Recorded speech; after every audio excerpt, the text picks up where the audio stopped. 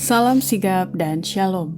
Renungan kita pada hari ini, Selasa 10 Agustus 2021, berjudul Kita Diperdamaikan kepada Allah oleh Kematian Kristus.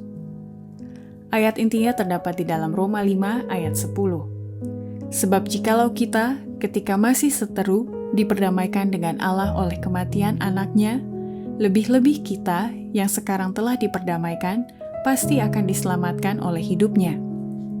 Pena Inspirasi menuliskan apa yang dimaksud dengan judul renungan kita pagi ini, kita diperdamaikan kepada Allah oleh kematian Kristus, sebagai petunjuk bagi kita untuk bermegah dalam salib Yesus untuk menghadapi hari esok dengan berani adalah sebagai berikut.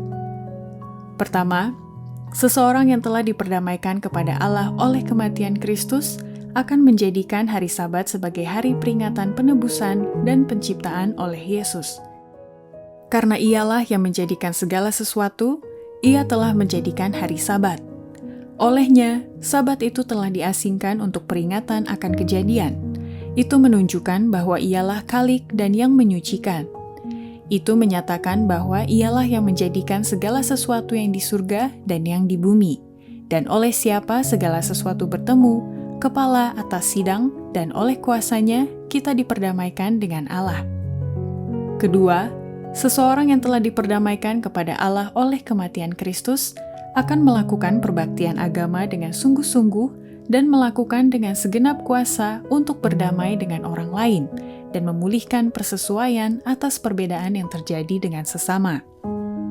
Banyak orang yang sungguh-sungguh di dalam perbaktian agama, sementara di antara mereka dan saudara-saudara mereka banyak perbedaan yang perlu diperdamaikan.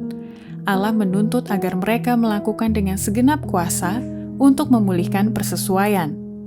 Kecuali mereka berbuat perkara ini, Ia tidak dapat menerima pelayanan mereka itu. Tugas-tugas orang Kristen di dalam hal ini telah ditunjukkan dengan jelas. Ketiga, seseorang yang telah diperdamaikan kepada Allah oleh kematian Kristus akan mengadakan pendamaian melalui iman dan kerendahan hati dengan datang kepada Yesus, memohon pengampunan atas pelanggaran-pelanggaran yang pernah dilakukannya setiap waktu.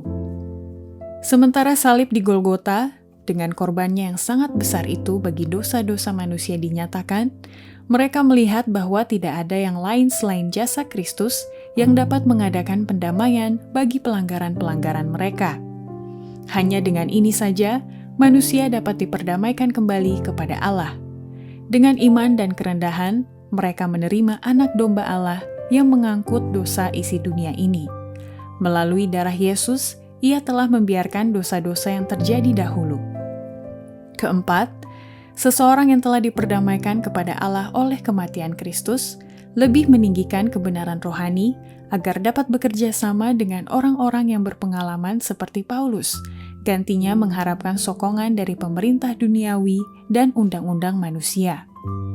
Sekarang, sebagaimana pada zaman Kristus, pekerjaan kerajaan Allah bukannya terdapat pada mereka yang menuntut pengakuan dan sokongan dari pemerintah duniawi dan undang-undang manusia, melainkan terdapat pada mereka yang menyatakan kepada orang banyak dalam namanya tentang kebenaran rohani yang akan bekerja pada orang-orang yang mendapat pengalaman seperti Paulus. Adapun hidupku ini bukannya aku lagi, melainkan Kristus yang hidup di dalam aku. Galatia 2 ayat 20. Dengan demikian mereka akan bekerja seperti Paulus untuk membawa kebaikan kepada sesama manusia. Ia berkata, sebab itu kami menjadi utusan bagi pihak Kristus, seolah-olah Allah minta dengan lidah kami. Maka kami mintalah bagi pihak Kristus, biarkan kamu diperdamaikan dengan Allah. 2 Korintus 5 ayat 20. Demikianlah renungan kita pada hari ini, kiranya Tuhan memberkati kita semua.